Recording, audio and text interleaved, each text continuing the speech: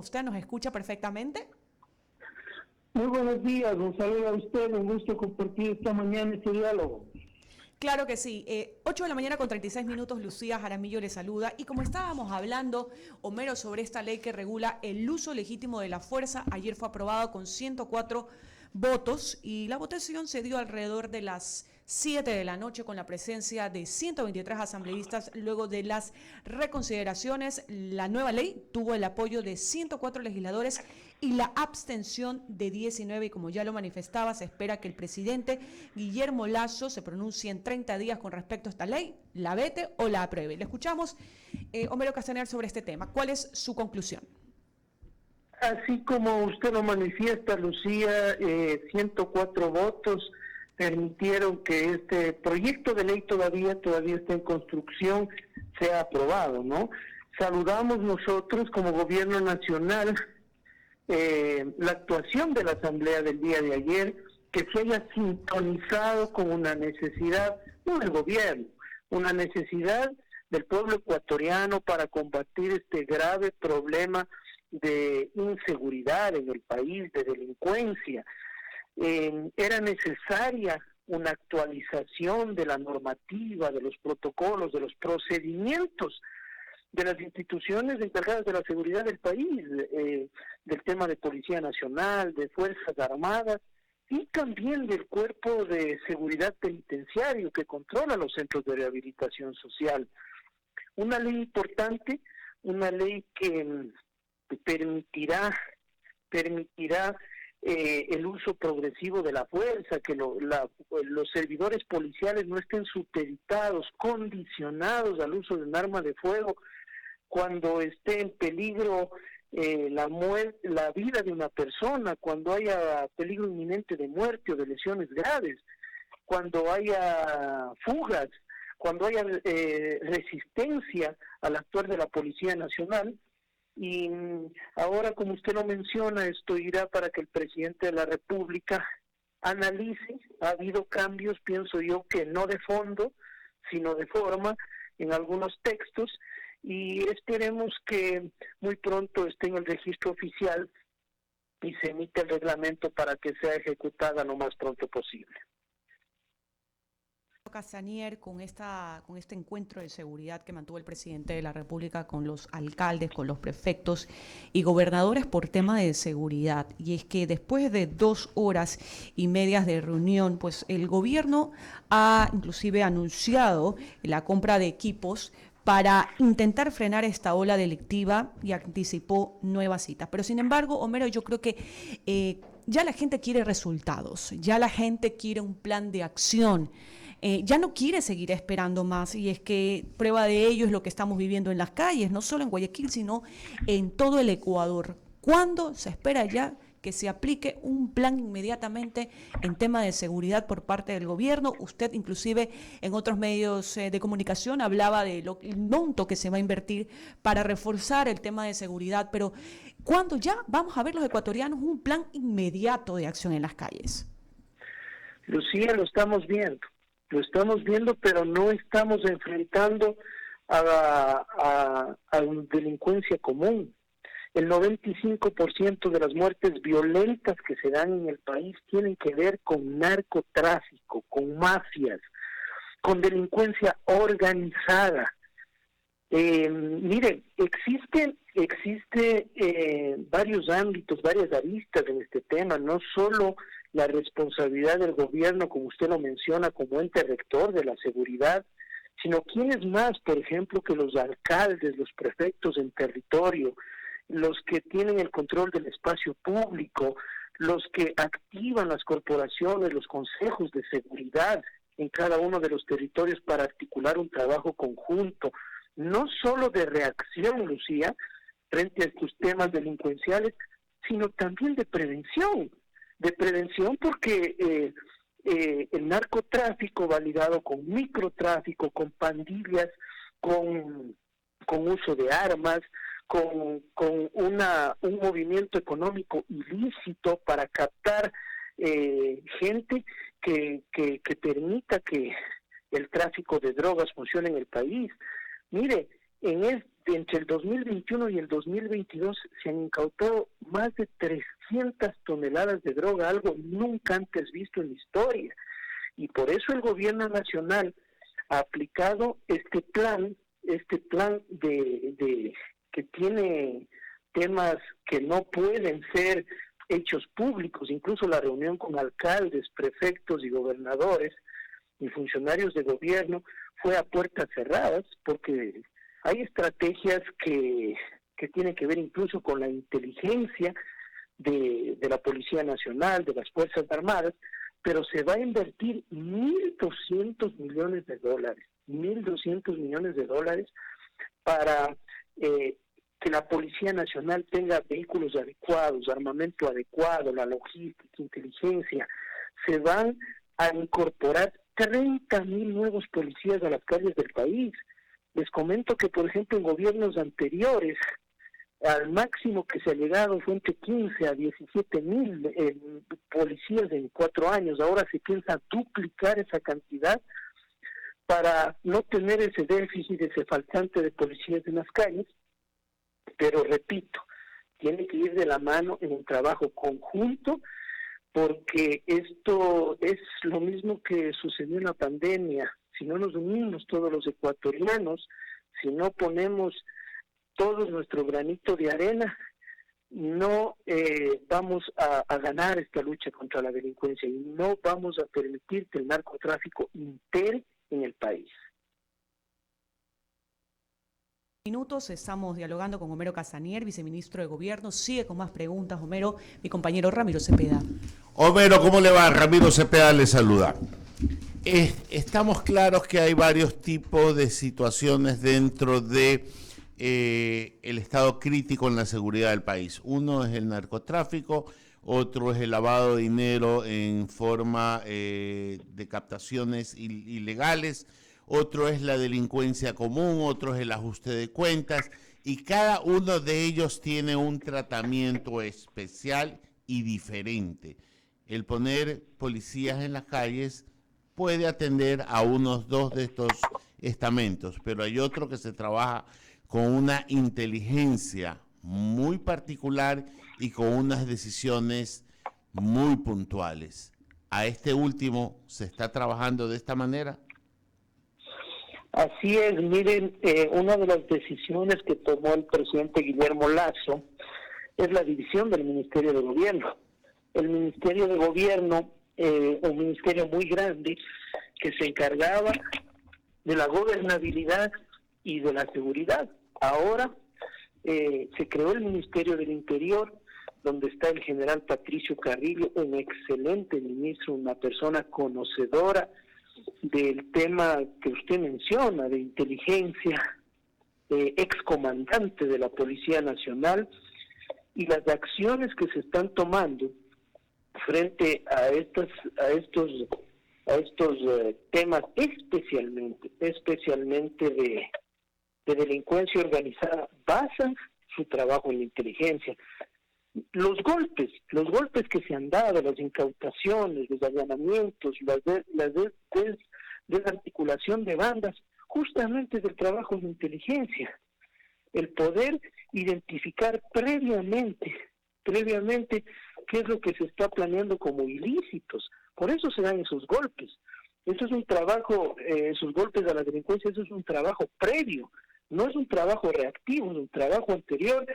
Y en ese sentido, otro de los temas que me olvidé mencionar frente a estas acciones, en los próximos meses se construirán 106 unidades de policía comunitaria y de vigilancia comunitaria en el país en convenio con los municipios. Los municipios de todo el país nos han dado terrenos al Ministerio de Gobierno para construir, equipar, tener la logística de unidades de policía comunitaria de primera, no esas unidades que vemos abandonadas y sin funcionar, sino unidades de primera, incluso con el equipamiento tecnológico y de prevención de cámaras para determinar y prevenir el delito. Yo quiero referirme a una declaración que hizo el canciller de la República y dijo que el resultado del viaje del presidente a Israel con el intercambio de información, de tecnología, de asesoramiento, iba a ser evidente a los 90 días. Yo quiero saber, porque a mí créame que no me llama la atención que la droga se incaute en una casa. Eso es facilito, eso es alguien que pasa un dato. Cuando la droga se incauta en frontera, cuando está entrando, ahí es el verdadero tema de que se da un golpe. Ya cuando llega aquí, simplemente la casa, 4 giles que la estaban custodiando, pero los verdaderos líderes del tema no saltan. Y el dinero sucio tampoco salta a sus tenedores. Entonces tenemos 2 graves problemas que estamos simplemente evidenciando ciertos resultados que no hay que desmerecerlos, pero no son los que nos llevan a resolver el asunto, no simplemente a seguir apagando con baldes de agua un incendio de una refinería. Bueno, efectivamente el Ecuador está ubicado geográficamente en una situación privilegiada por todo su contexto, por todo el contexto. Recordemos que los vecinos del norte y del sur tienen problemas de producción, no solo de tráfico, de tránsito, sino de producción de drogas. Tenemos nosotros conexión, acceso de puertos, de aeropuertos, las fronteras permeables, como usted lo menciona, pero yo le añadiría algo más que no lo hemos mencionado. Tampoco ningún esfuerzo en este tema de seguridad, el cambio de la normativa, la dotación policial, ampliar la inversión, tener más policías, resultará si tenemos también una justicia que actúa de espaldas a este tema. No es para nadie ajeno ver, por ejemplo, de que existe un detenido y en las noticias nos dice que tiene 6, 8, 10 antecedentes penales y que se ocupan estas garantías constitucionales, a veces de manera inadecuada, y les tenemos en la calle más pronto de lo que son detenidos. Entonces, esto es un tema de varias aristas, no va a ser sencillo, pero bueno, ante los problemas, los países no cierran las puertas y apagan la luz, los enfrentan, y el presidente de la República ha sido claro que no dará tregua, no dará su brazo a torcer en contra de la inseguridad y delincuencia en el país. Coincido con usted el tema de la justicia, pero esos son los de poca monta y baja ralea. Los verdaderos capos están muy por encima de eso. Pero yo quiero volver a lo que comenzaba mi compañera Lucía con el tema del uso de la fuerza. Esa ley tiene un consenso en la Asamblea, probablemente tenga uno que otro bemol, pero que el Ejecutivo no tenga la tentación del veto, aunque encuentre alguna falencia que podrá ser compensada por un reglamento. ¿Están conscientes de que el pueblo y que el país necesita con urgencia esta ley para no demorar el trabajo que ha hecho un buen asambleísta como es Ramiro Narváez?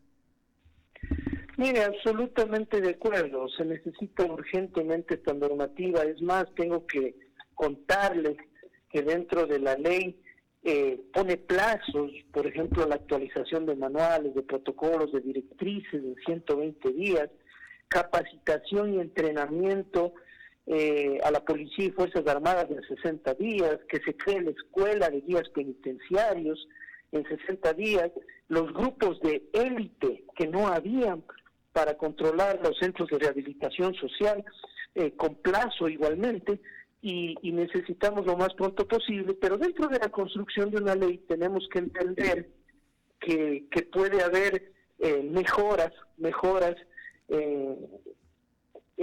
diría yo en el tema de forma, a veces, mire, yo fui legislador, a veces en el tema de redacción puede haber mejoras, pero esperemos ver y cuando llegue ya oficialmente el texto a la Presidencia de la República, se lo analice con la Secretaría Jurídica y se vea la pertinencia sobre el tema del veto. Homero, permítame saludar a mi director, el abogado Eduardo Mendoza Paladines, que se encuentra en plataforma. Eduardo, buenos días, si me estás escuchando, y también a Jaime Velázquez. Eduardo, buen día. Buenos días, Lucía. Buenos días, Ramiro. Al subsecretario Jaime, buenos días a toda la audiencia. Recuperándome un poco más de la garganta. Pero aquí con ustedes, por favor, Jaime, sigue. Yo concluyo con las preguntas al subsecretario y querido amigo. ¿Qué tal, Jaime? Buenos días, ¿cómo estás? Buenos días, Ramiro, y todos los compañeros, buenos días. Homero, ¿qué tal? ¿Cómo le va?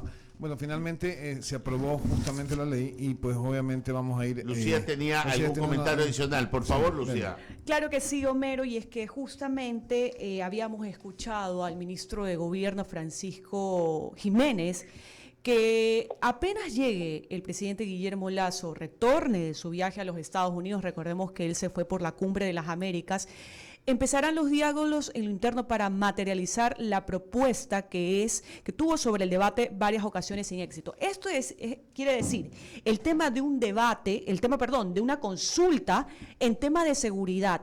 Ya es por tercera vez que el actual gobierno habla de este tema. ¿Se va a consultar a los ecuatorianos en consulta popular sobre temas de seguridad, Homero? Bueno, es una potestad del presidente de la República. Se ha venido trabajando ya en un borrador de distintas preguntas que tienen que ver con la institucionalidad del país, con el tema del empleo, con el tema de seguridad, con el tema económico. No existe todavía un texto final y decidido, y más aún, no existe todavía la decisión oficial del presidente de la República de ya formalizar este tema. Pero repito, es una potestad del presidente y una relación directa con el pueblo de consultarle sobre temas que considere necesarios para llevar adelante el plan de desarrollo que planteó en campaña electoral y que quiere llevarlo a cabo ahora desde la Presidencia de la República. Yo no quisiera adelantarme sobre este tema, se ha venido trabajando, pero será el presidente quien al final del día tome la decisión sobre la consulta popular. Perfecto, 8 de la mañana con 53 minutos. Ahora sí, abogado Eduardo Mendoza. Sí. ¿Cómo está, mi querido Homero? A los tiempos que conversamos, qué gusto de saludarlo. No he tenido el gusto de verlo en algún tiempo, pero qué interesante que es hablar con el subsecretario del gobierno, sobre todo un subsecretario que tiene ya, perdón lo que voy a decir, pero tres ministros y se mantiene en el cargo, porque pues estuviste con César, luego con la ministra y actualmente con Francisco Jiménez. Esta estabilidad o este tiempo que tú has podido o en el que has podido estar en el puesto, un puesto tan delicado, pero a tu vez de tanta coordinación, ¿qué te deja ver? ¿Qué te deja ver? ¿Qué tenemos que mejorar? ¿Qué tenemos que mejorar? ¿Y cómo podemos mejorar? Las cosas que tú creas que debemos mejorar y lo que se tiene que mejorar. Por favor, Homero Castañer, subsecretario de Gobierno, subviceministro de Gobierno. Gracias, Eduardo. Efectivamente, en un tema de ejercicio de gobernabilidad política se trabaja todos los días. En relaciones con sectores sociales, con gremios, con los diferentes actores que presentan necesidades, inquietudes, con los sectores políticos, con otras funciones del Estado, es decir, es una diaria relación, pero yo de lo que puedo rescatar, los ecuatorianos no somos tan diferentes. ¿Qué ecuatoriano puede estar en contra de generar empleo, de mejorar la seguridad ciudadana, la educación, la salud, de obras viales, de atención a personas vulnerables? Podemos llegar a consensos. A veces disentimos no en las necesidades, sino en el cómo. Y mientras este rato estamos nosotros tratando de levantarnos de una pandemia tan dolorosa que pienso que no hay ecuatoriano que haya perdido un vecino, un familiar, un ser querido en esta pandemia. Hay una oposición destructiva que quiere deslegitimar al gobierno llamando a manifestaciones, a cierre de días, a paralizaciones. El país no necesita paralización, necesita reactivación. Y nosotros dispuestos a dialogar, a conversar, pero en ningún país del mundo se genera empleo quemando llantas y cerrando vías. Y en eso tienes razón. Ayer conversé largamente con el ministro del Interior y yo le decía, tú no puedes empezar un emprendimiento, tú no puedes, si te quieren pedir vacuna o si ves al lado que matan uno al otro. Yo coincido plenamente.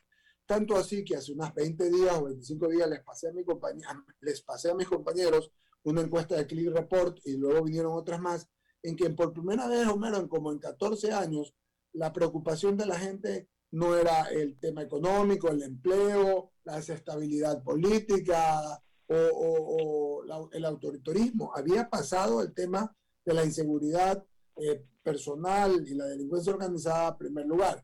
Yo entiendo que están trabajando con eso y en eso, pero te consulto, Homero, en cambio, en el asunto de la estructura de ustedes mismos, de la estructura de la sociedad, y voy a usar una palabra que tú conoces bien porque es de los años 80, la estructura de la sociedad está hoy con miedo social. Nadie quiere salir, nadie quiere ir, o si van un ratito hasta las 3, 4 de la tarde se guardan en cualquier parte, sobre todo en ciudades como Guayaquil, en provincias como Esmeralda, en provincias como Manabí.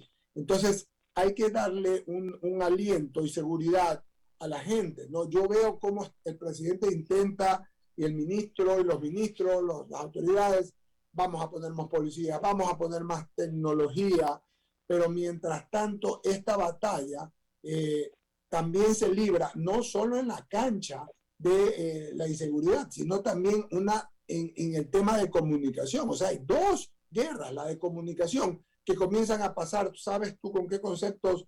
Y a viralizarse, asaltos, fotos, voces, que tú no sabes si son verdad, y por el otro lado, además, repito, la que pasa todos los días en las calles. Entonces, son dos estrategias con las que hay que combatir. Además de eso, se combate teniendo satisfacciones en aspectos, como tú bien sabes, como la seguridad social, como la medicina, como la educación y como el bienestar. Te he puesto un escenario un poco complicado, mi querido amigo, pero sé que con tu capacidad vas a poder ser didáctico para que nos entienda la gente y nos escuche, por favor, querido amigo. Vamos a tener un mejor año, Eduardo. Vamos a tener un mejor año. Este año ha sido un año complejo y ninguna política pública, ninguna inversión se podía hacer efectiva si veníamos de la peor crisis económica de la historia del país. 7,000 millones de dólares era el faltante, el hueco, el déficit que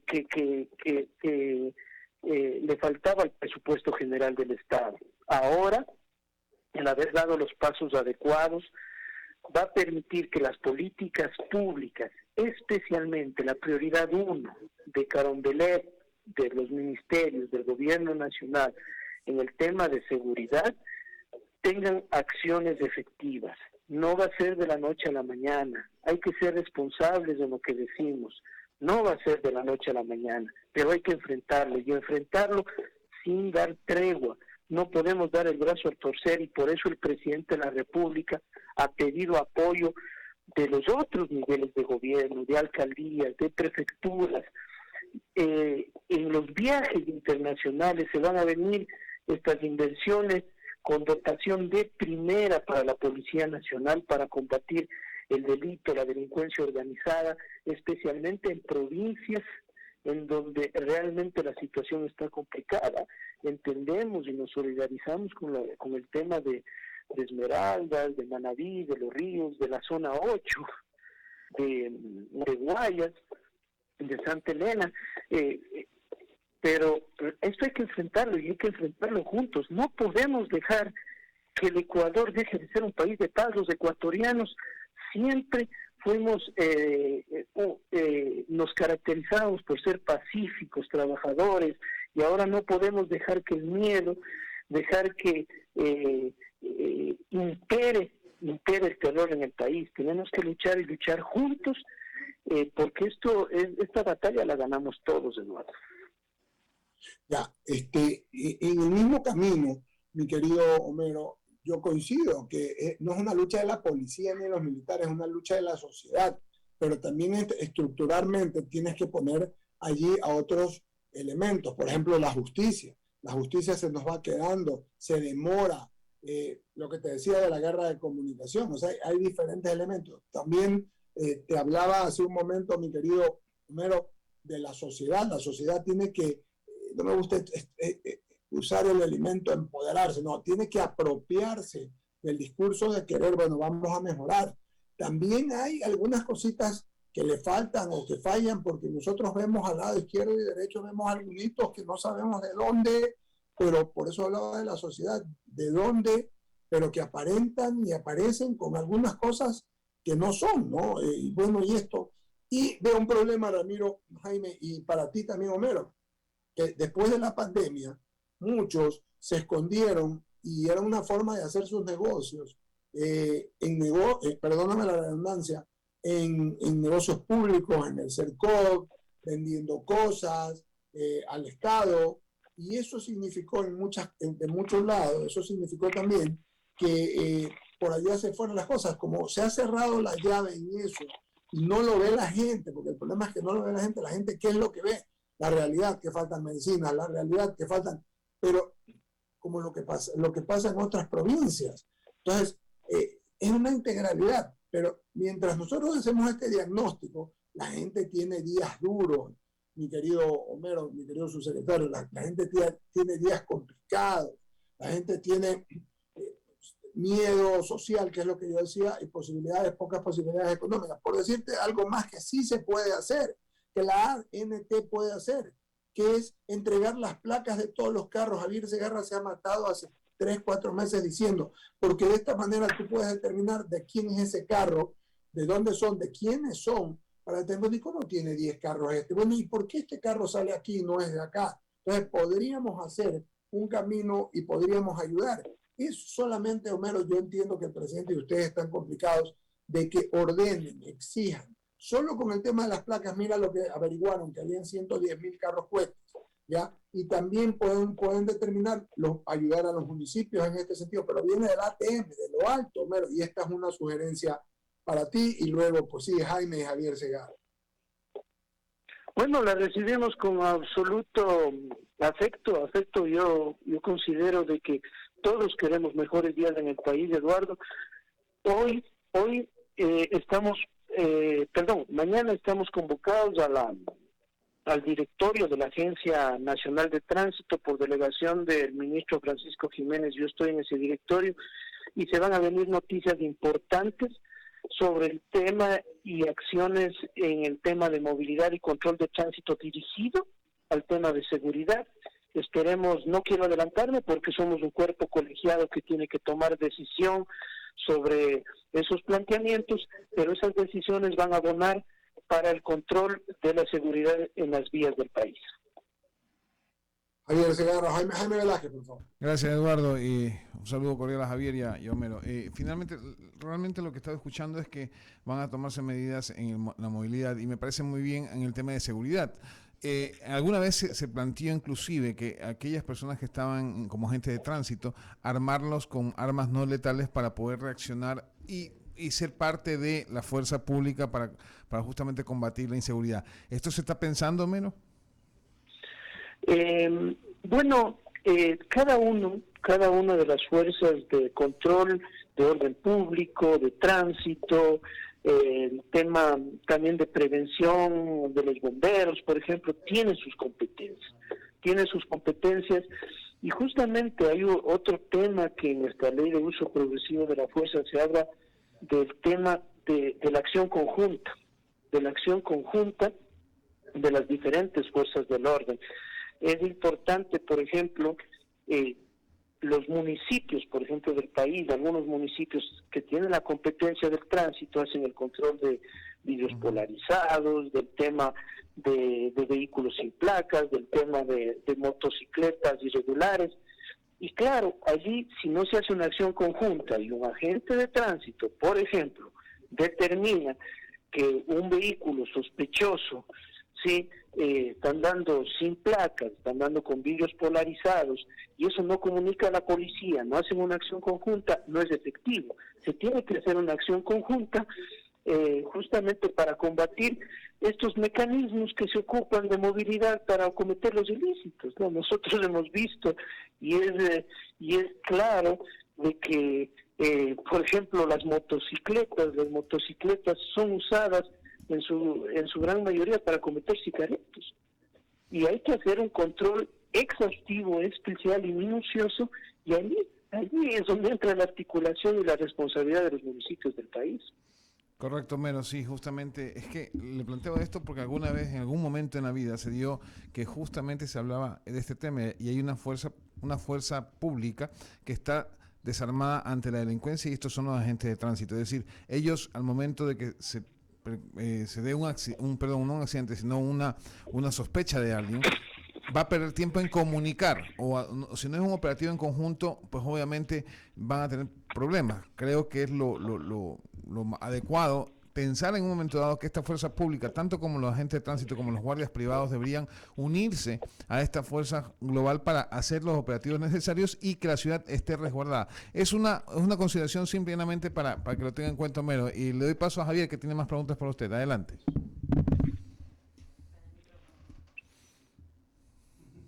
Micrófono. Gracias, Jaime. Buenos días, viceministro. La verdad, un placer tenerlo acá en la plataforma de I99. Mi inquietud es, viceministro, en esta reunión que mantuvo el gobierno con los representantes de los gobiernos autónomos descentralizados, y usted como viceministro de Gobernabilidad, si quisiera consultarle, ¿de qué manera se puede ayudar desde el punto de vista económico a los gobiernos autónomos descentralizados para que también de alguna u otra forma vayan por el camino que es el de combatir la inseguridad? Ayer una noticia muy importante sobre el tema del aumento en un 7% en el modelo de equidad territorial a los municipios del país. Mire, una de las cosas que tiene que conocer la ciudadanía, el COTAD, que es el Código Orgánico que regula a los gobiernos autónomos, les da la obligatoriedad de crear los consejos de seguridad ciudadana. No todos los municipios del país lo tienen, y los que tienen, a veces tienen buena voluntad de invertir, por ejemplo, en cámaras, en vehículos, en apoyo logístico a la policía, pero a veces discrecionalmente, a veces sin la articulación necesaria, y lo importante es trabajar en conjunto. A ver, ¿cuál es la necesidad de la ciudad? La necesidad de la ciudad es un monitoreo. Muy bien, tenemos que tener un monitoreo adecuado para prevenir el delito, y por eso necesitamos cámaras o iluminación en espacios públicos o por ejemplo, vehículos, pero de manera articulada. Este presupuesto lo tienen los municipios del país, y nosotros, el gobierno nacional, el presidente de la República exhortó a los gobiernos autónomos a que se creen estos consejos cantonales para que las acciones dirigidas sean efectivas, no sean que cada uno apunte por su lado y al final del día exista estos roces entre autoridades que no le hace bien absolutamente a nadie y no soluciona el problema. Pero de alguna u otra manera hay que ayudarlos económicamente, o sea, que los representantes de los gobiernos autónomos... 214 millones que aumentará este año en el modelo de equidad territorial de los municipios, un 7% adicional en las asignaciones presupuestarias mensuales. Le preguntaba esto, viceministro, por el tema de la deuda que mantiene el gobierno con los gobiernos autónomos descentralizados. Mire, el gobierno nacional este momento está al día con los municipios. Si es que hay una deuda, es una deuda que se viene arrastrando, y es una deuda que tiene que ponerse al día, pero no ha sido una deuda adquirida por el gobierno. En las asignaciones mensuales, en el modelo de equidad territorial, está al día el Ministerio de Finanzas con todos los municipios del país. ¿Y esas deudas atrasadas cuándo se podrían superar? Bueno, mire, como le digo, se vivió una crisis muy fuerte en el año 2020, confinamiento, falta de exportaciones, falta de movimiento económico, este déficit muy grande, pero el gobierno nacional, de los 7,000 millones de dólares que arrastraba, piensa este año cerrar en aproximadamente 2,000 millones de dólares, y el presidente de la República aspira a llegar al 2025 con déficit cero, es decir, no adeudar a absolutamente ninguna institución del Estado. Gracias, viceministro, de mi parte, Eduardo. Muchas gracias, mi querido Homero. Jaime, no sé, ¿tienes alguna pregunta más? No, ninguno. ¿No? Sigámonos. No, tranquilo. Agradecerte. Mira, solamente para decir algo, no, Homero Castañeda, lo dije antes, se ha mantenido en el cargo un año y han pasado 3 ministros de gobierno por allí. Hombre talentoso.